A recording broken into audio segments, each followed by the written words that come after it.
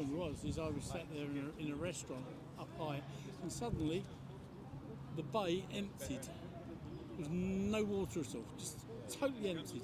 And about 15 minutes later, the sea came back in. I mean, that when you look at the seas parting, 2,000 years before Jesus, wasn't it? It's too much sun behind you guys. Yeah. If you want to lean, you can lean on the other side. Should we go there? Because I think, yeah. So it's a wave. Yeah, that's fine.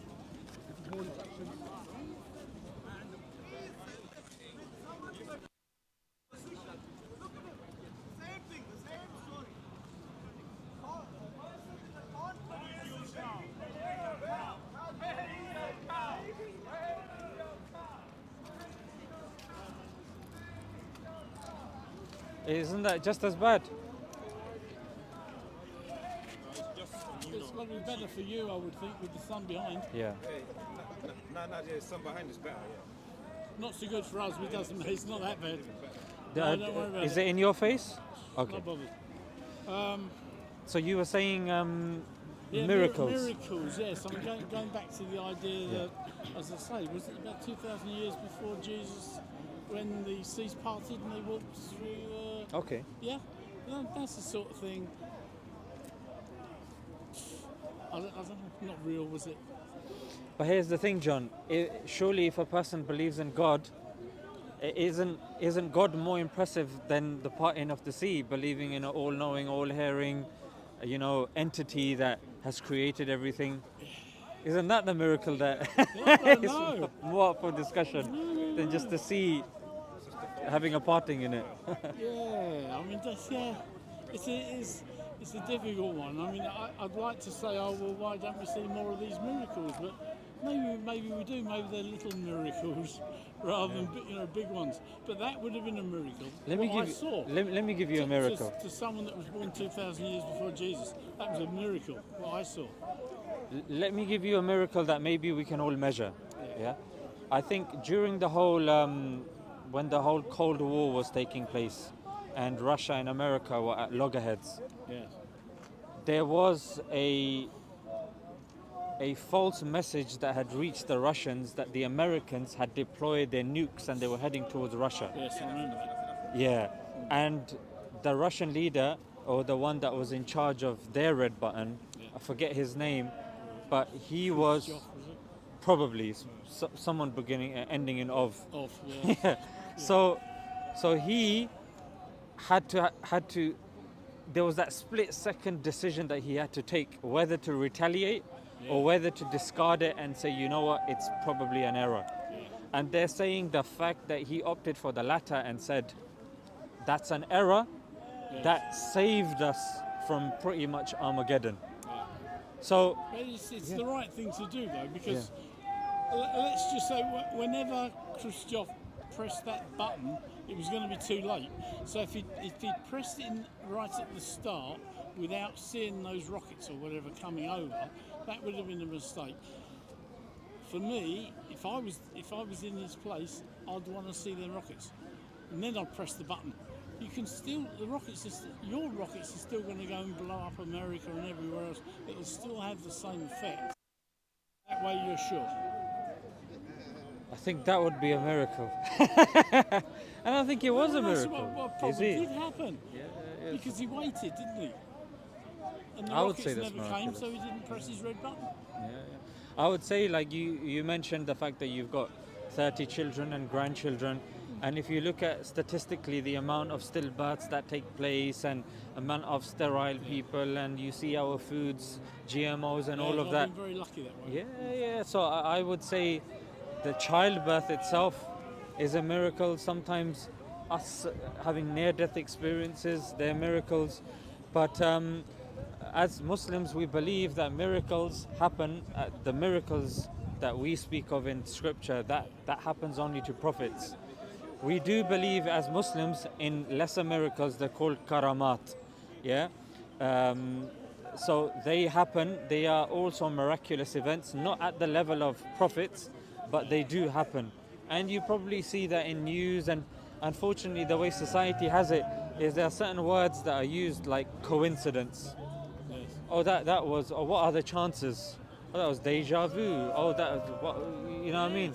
So there are certain words that kind of polish over the miraculous nature of these things when they do actually happen. And another thing, I think, just to build on what I said, is if you do believe in an all-powerful God that has created and maintains everything, surely it makes sense that there would be miracles that follow afterwards, as opposed to no miracles to follow, isn't it? And the other thing, though, that bothers me is that we're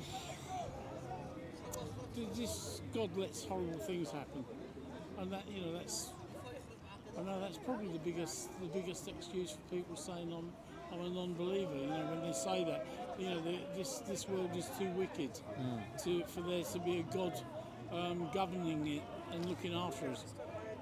It's too many horrible things. For me, anyway. You know, it's not the only reason. So this is a very interesting. You're absolutely right. This does get brought up a lot. I'm not new for saying that. You know, I've heard it.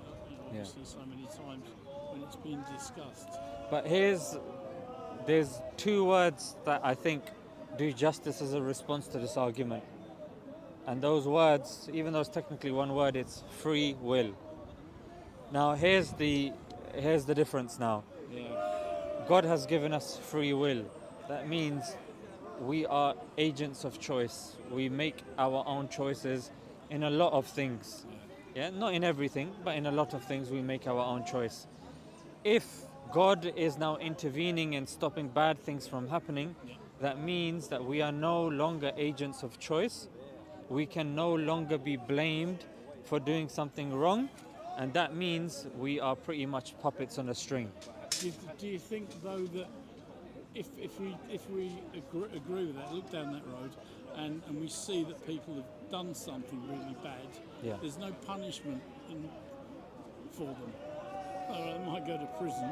Yeah. But, you know, there's no punishment that you can put down and say, yeah, God's punished them. You know, they might go under a car or something, and that, but it's everyone that murders someone doesn't then get run over by a car. You know, that's what I'm thinking. There's no punishment for doing things badly. People still live till they're 99, and you know, they've been wicked bastards all their lives. You know? Yeah. To some degree, even if, for example, you look around, if something bad was to happen, that's why language is very important. And seeing as we do live in a secular society now, if something negative was to happen to somebody when they do something, people would say, oh, what are the chances of that? He done this and then he got run over by a car and he died miserably. If it was regular, you know, that when that's what happened to you, it's like you go to prison. Yeah. If you do something wrong, you're put in prison. Yeah. It happens, say, every time. Well, it should happen every time. You know, if some people get away with it. But that's the thing. If you murder someone, you're going to go to prison for life or whatever. And that is nearly every time.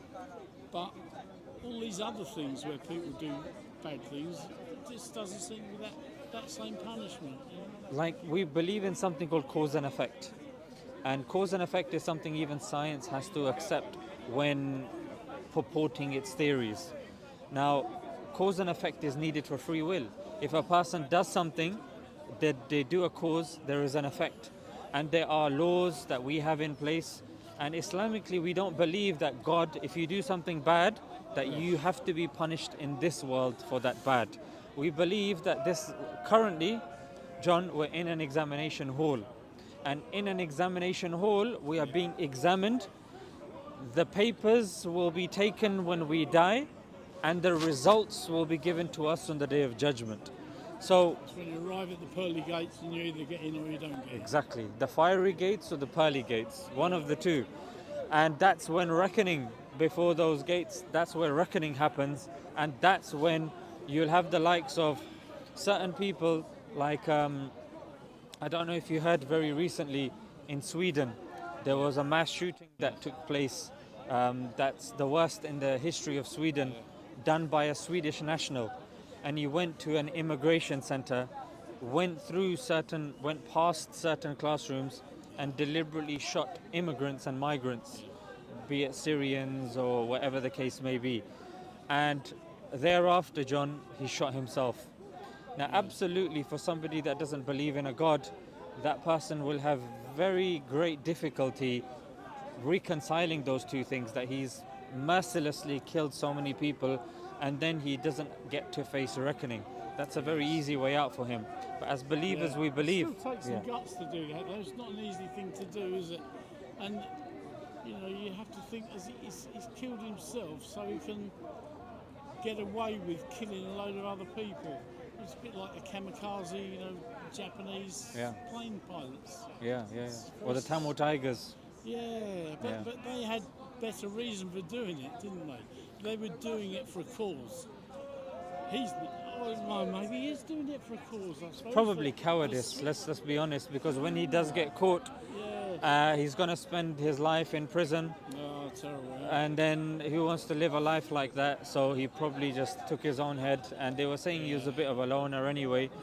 And I mean, that was that. So when it comes to that, people would think that. But however, I think religion gives a better perspective of justice here, that person will have to go and undergo reckoning. And we do believe true reckoning takes place on the Day of Judgment. Indeed, there is some reckoning that takes place here. But coming back to free will, John, that if any time someone does something bad, they are punished by God, John, everyone's going to believe in God, and it's not really a test. So things do have to be enough that...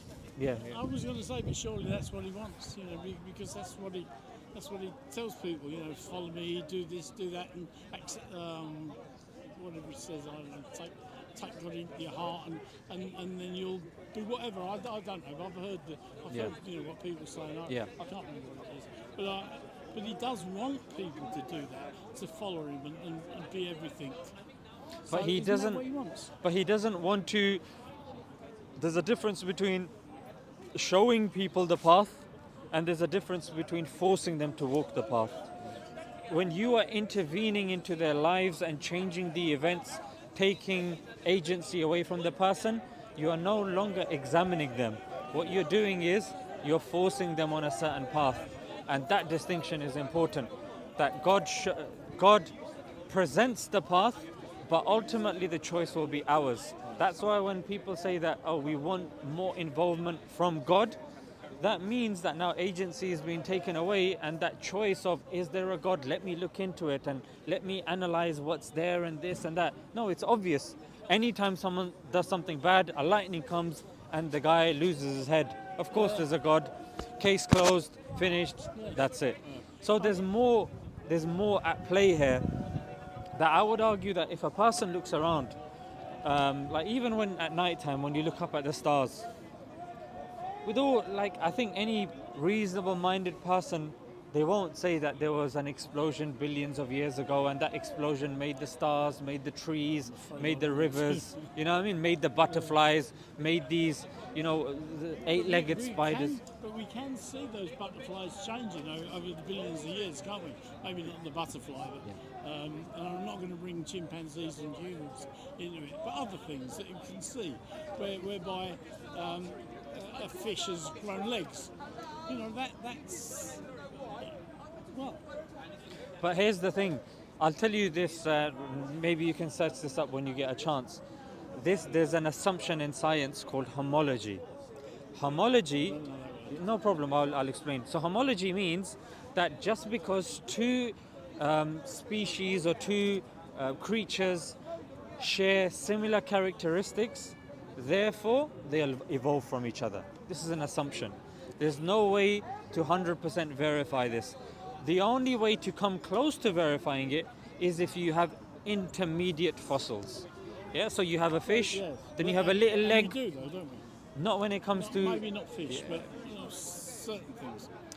There is, like when it comes to chimpanzees and human beings, again, it's an assumption. Like there are others, for example, when you look at certain wing structures, like the wing of a bat and the wing of a bird or something else, to say that because the wings are similar, therefore they evolved, is problematic. So there are many assumptions that get forced in, and there's something called microevolution and macroevolution. You mentioned butterflies.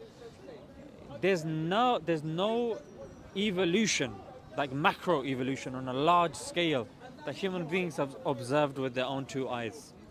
It's all based upon fossils that we've seen, and we say because those two fossils are the same, and because they lived in a similar sort of area, it is very likely that they evolved.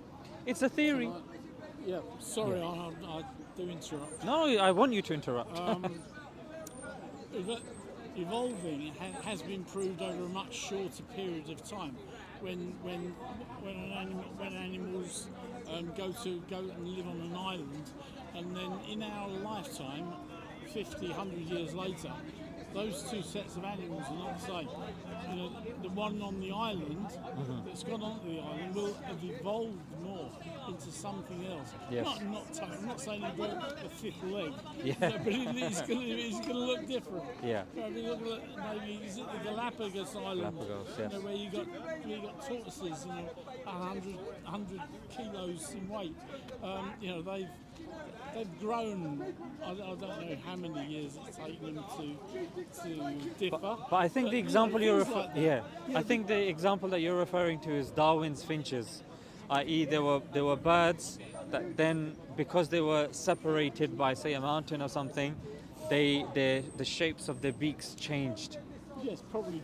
Yes, because they had to eat different things or make different nests, and yeah. So Lots of reasons that could be. yeah, so you're absolutely right, but that's not really labeled as evolution. That's more, the technical term is speciation, yeah, which means that you've got something in place. It could be allopatric or sympatric. Like maybe you've been separated by a mountain or something, and exactly what you said. There are different foods there, Isn't and it just fast evolution? but here's the thing.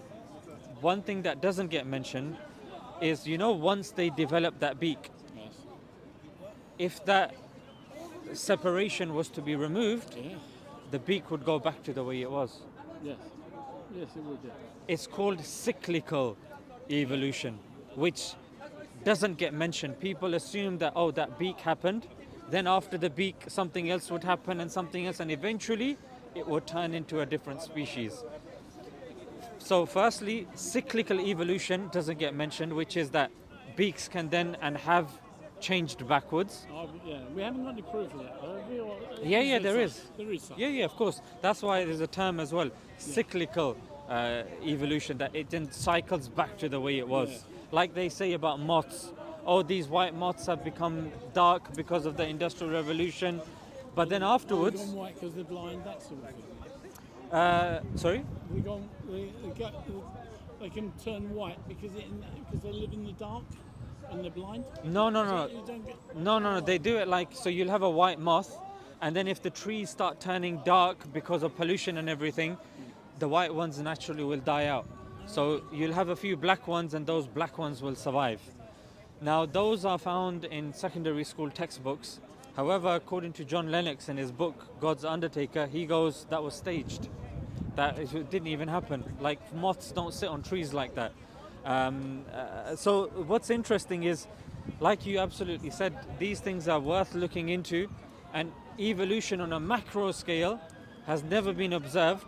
On a micro scale, we have no issue. For example, you've heard this, isn't it? Your doctor will say, I don't just want to give you antibiotics because your stomach will get used to it, your body will get used to it, and then, there'll be no point. Same with paracetamol. They say, don't just plow yourself with paracetamol, the effect's going to reduce. That's an example of microevolution, where your internal bacteria is adapting. However, to say now that once upon a time John was a fish, and then the fish became a frog, then a lizard, then became an ape, and then the common ancestor. You don't go for that? Or you do, but it's not the reason. It's still the God. Yeah, so for us, I would say, Maybe both. I would say when it comes to evolution, we have very little evidence at the moment for evolution. Like, things are constantly changing. Like, there's something called the third way, where you have atheist scientists, but they are, they found a lot of holes in the Darwinian evolution. So I'm saying that doesn't get mentioned very much. Like, if I was to talk about the third way here, they think I'm trying to invite them to some sort of cult. You know what I mean? But the third way, if you do get a chance, you've got Michael Roos on there, you've got, I think, James Shapiro, and Dembski, and there's some big names on there that have, and they're very credible, and they are poking holes in a lot of this Darwinian thing. So I think on a micro level, absolutely. On a macro level, I mean, that's what science telling us. Yes. I do believe as human beings we are an exception to that. So that's Haven't we seen a lot going on between, back to 65 million years? I mean, that's when the big change was, wasn't it? Surely we've still got bones and things where no, but as you're saying, Here's another thing Darwin said. Darwin said, I'm answering my own question, really. And just, the don't know thing. no problem. It doesn't I mean, prove anything. yeah. What I'm thinking, even if I was right, it doesn't prove anything. Carry on. So Darwin also goes that normally these changes have to happen over a long period of time. You can't just have, a bunch of them in one go. That would severely cause issues with my theory. It's got two words: Cambrian explosion. And if you search that up, in one time, so many species came. So, like I said, it's the best theory that science pushes forward. I do think there are people that are doing a better job, like the third way. They're not even believers in God, to be fair. But the theory of evolution, even amongst academics, is under a lot of scrutiny. And Richard Dawkins, who's a very prominent atheist, says himself, if tomorrow we found other observations, that's fine, we would abandon evolution. He said it in his book, A Devil's Chaplain. So when it comes to evolution, it's fine, it's there, but when we look at scripture, like I believe the Islamic evidences that we put forward are much more stringent than, say, Christianity. Like, Friedrich Nietzsche. I don't. So Friedrich Nietzsche, have you heard the term God is dead?